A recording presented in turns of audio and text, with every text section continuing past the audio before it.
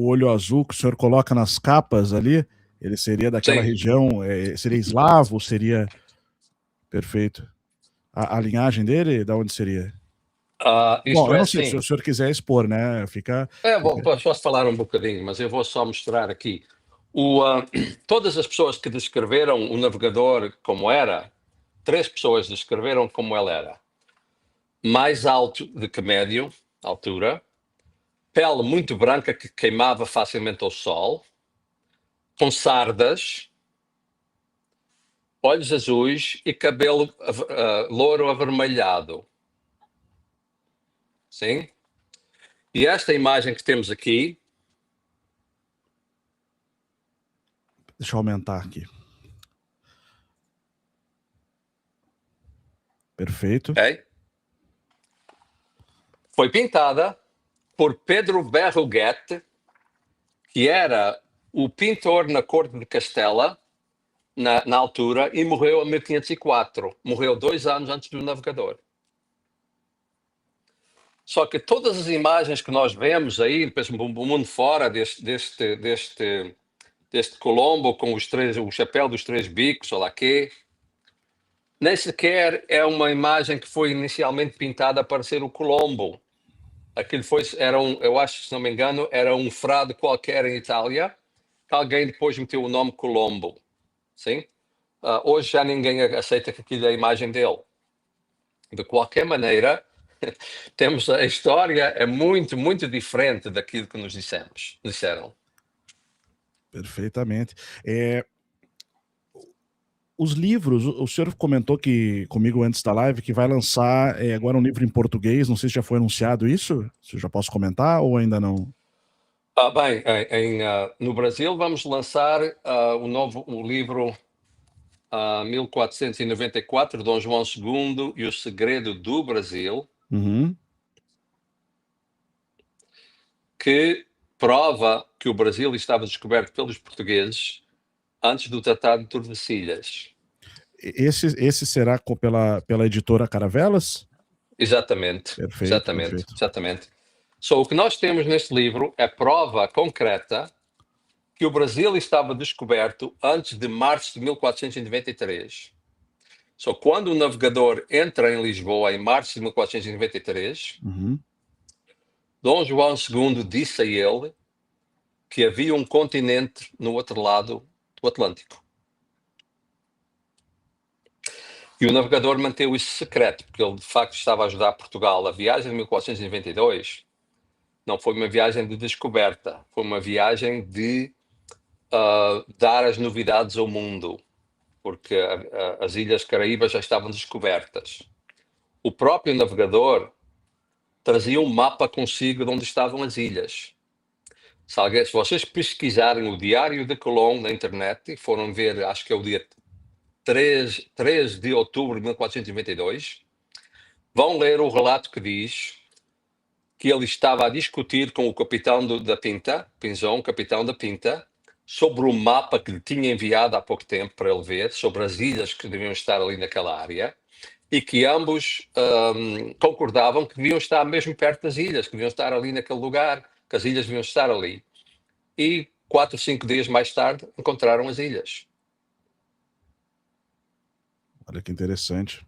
Bom, o senhor é formado da Universidade dos Açores, né? Deve conhecer bastante toda essa parte relativa à navegação. Eu encontrei alguns mapas antigos, como o mapa de Urbano Monte, de 1587, referências a reis poloneses no Polo Sul, territórios de reis poloneses, tem até a figura de um rei polonês. Não sei se o senhor tem algum conhecimento relacionado porque o senhor comentou, isso me chamou a atenção, dele ser loiro, ter uma relação com países bálticos, ou talvez dos Balcãs. Sim. Se o senhor tem algum conhecimento nessas pesquisas, se o senhor já encontrou alguma coisa nesse sentido, que remetesse a essas nações também fazendo grandes empreendimentos marítimos nessa época, século XVI. Eu não conheço esse mapa, mas eu posso dizer isto. Portugal começou a explorar o Atlântico com o rei Dom Dinis. Uhum. Quando o rei Dom Dinis, depois de fazer o acordo com a fronteira de Portugal com Castela, ele contratou um almirante genovês para vir comandar a Marinha Portuguesa. A Marinha Portuguesa é a marinha de Estado mais antiga do mundo. 1317,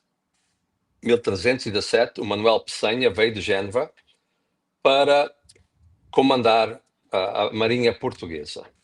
Nesse contrato, o rei requeria que ele tivesse sempre 20 homens do mar genoveses ao seu comando. Só seriam 21 capitães, o almirante e outros 20. E, além disso, homens capitães portugueses que deveria haver em Portugal, não era só os italianos que sabiam navegar. E o contrato dizia uma coisa muito interessante. O contrato com o almirante dizia: e que mantenhas os nossos segredos. Perfeito. Sim. Muito interessante. E logo, com o filho de Dom Dinis, Dom Afonso IV começou a tentar conquistar as Canárias. E isto é muito interessante, porque nós lemos que haviam venezianos e genoveses que andavam a navegar pelo Atlântico fora, isso e aquilo. É verdade. Mas estavam quase todos a trabalhar para o rei de Portugal. Quando eles regressavam à Itália, já não tinham o contrato de manter o segredo. E as novidades começavam a aparecer. O que aconteceu?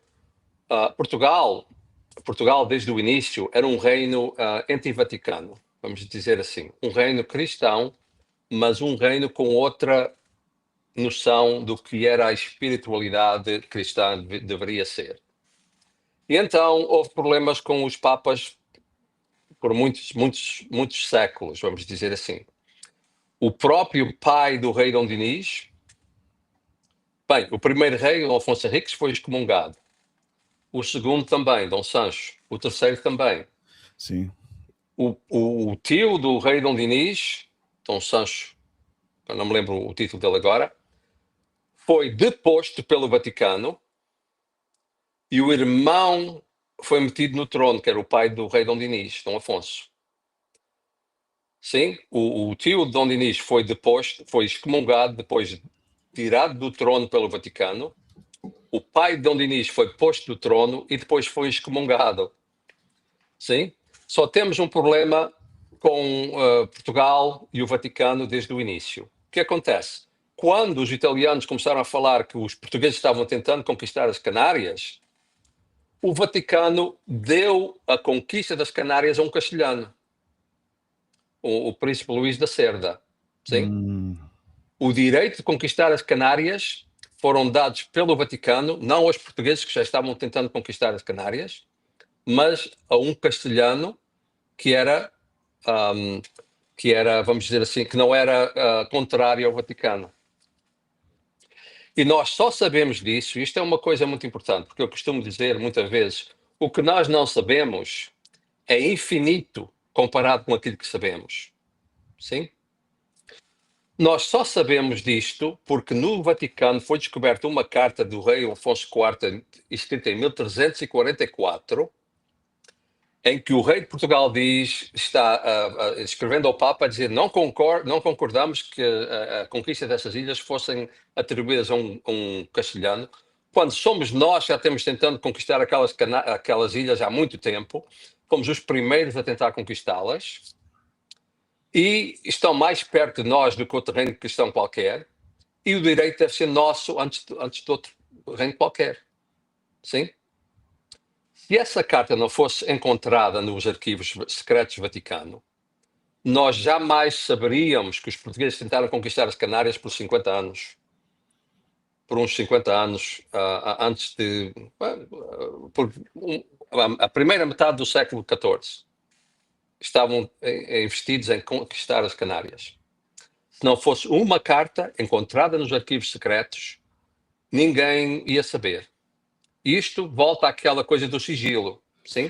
Antes de 1350, então, portanto, né? Primeira metade... Exatamente, a carta é de 1344. Perfeito. A carta é de 1344.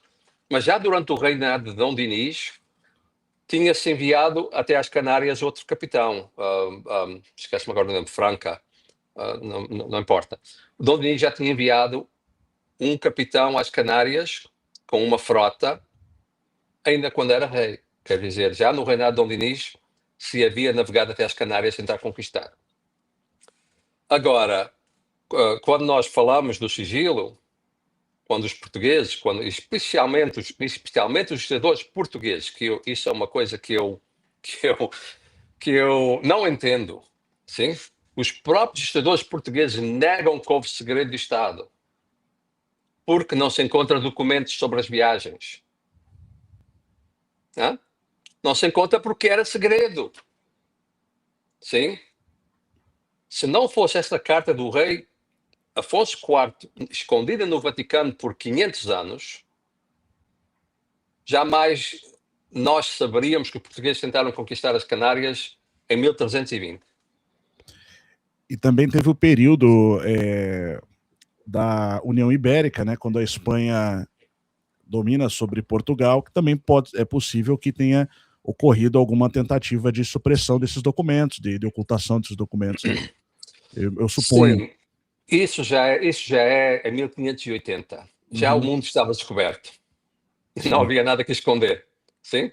Quando o Filipe toma conta toma a posse da coroa de Portugal em 1580, 81, o mundo já está descoberto.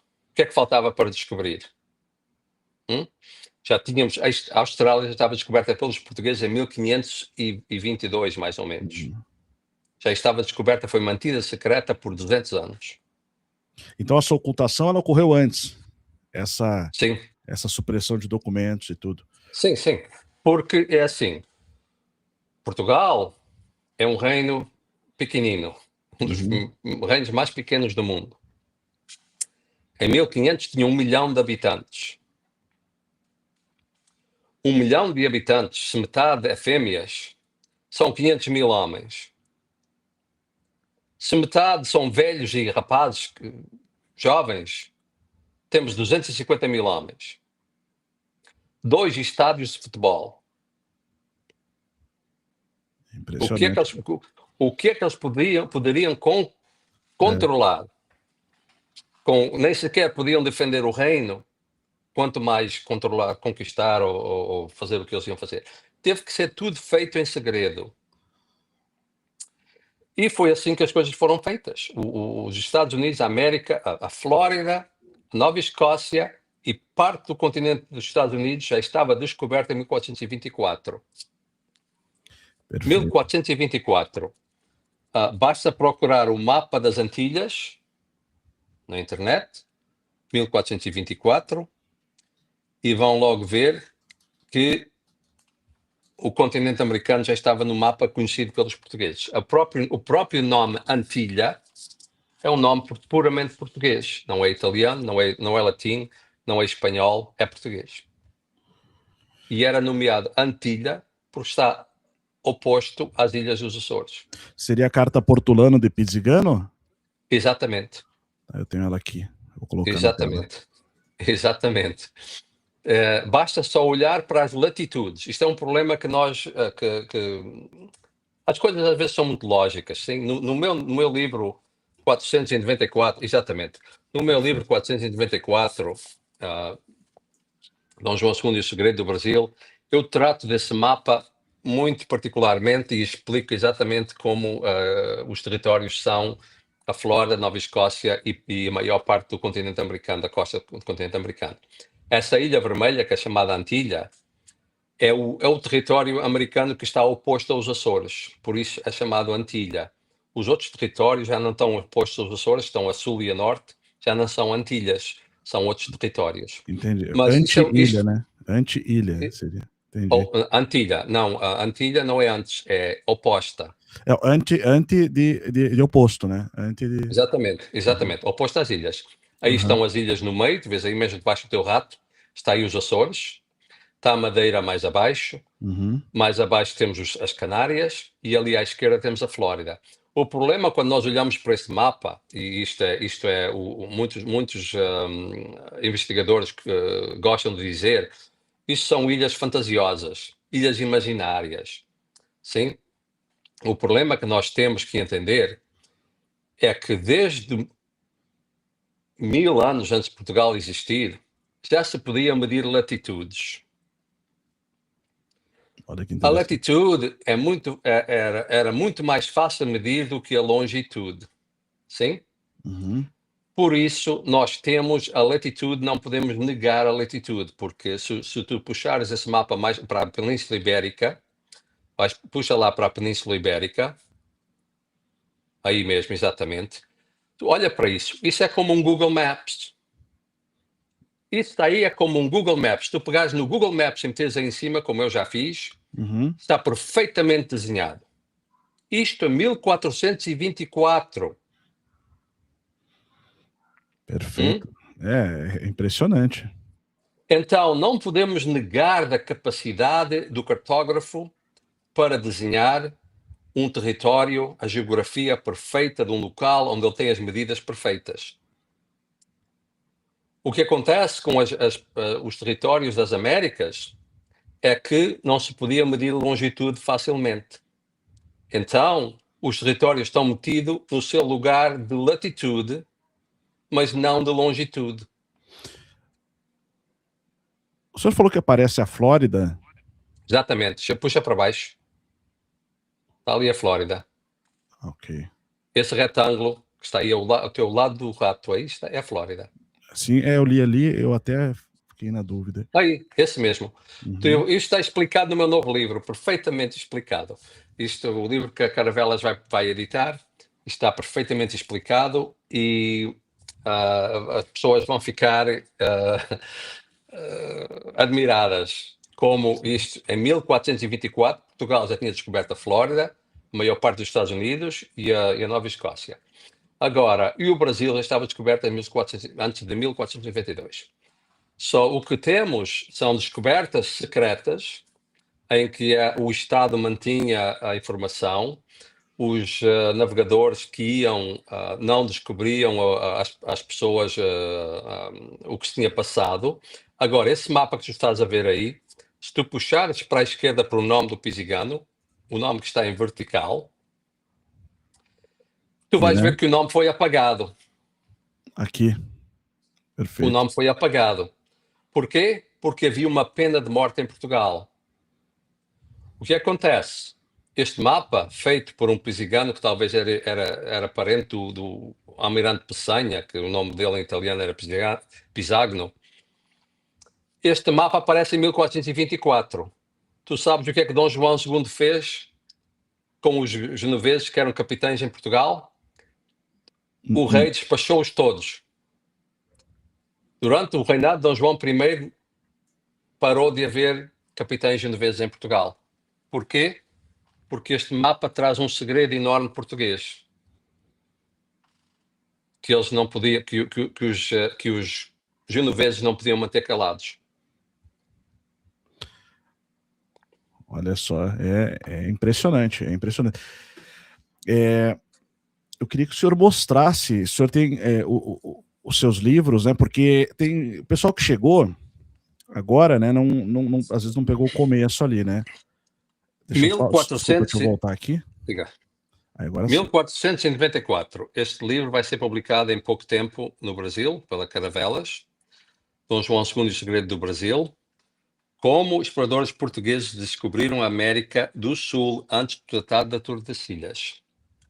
Provado 100% que o Brasil estava descoberto antes da viagem de Cristóvão Colombo. Este talvez será publicado também no Brasil, vamos lá ver. Portugal e o Segredo de Colombo basicamente trata de tudo o que temos falado aqui. E estes dois são basicamente os dois que estão para publicar no Brasil. Esta é a minha tese de doutoramento, o Columbus versus Colón, prova que o tecelão italiano não era o navegador da Ibéria, 100% provado, minha tese de doutoramento. Perfeito. Este é Columbus and Untold Story, que recebeu vários prémios aqui nos Estados Unidos, mas já está ultrapassado por este, porque o Portugal e o Segredo de Colombo é a última parte da minha investigação. E é basicamente isso que nós temos. O importante é 1494, a descoberta do Brasil antes da descoberta do Brasil, e, e Portugal e o Segredo de Colombo, que basicamente explica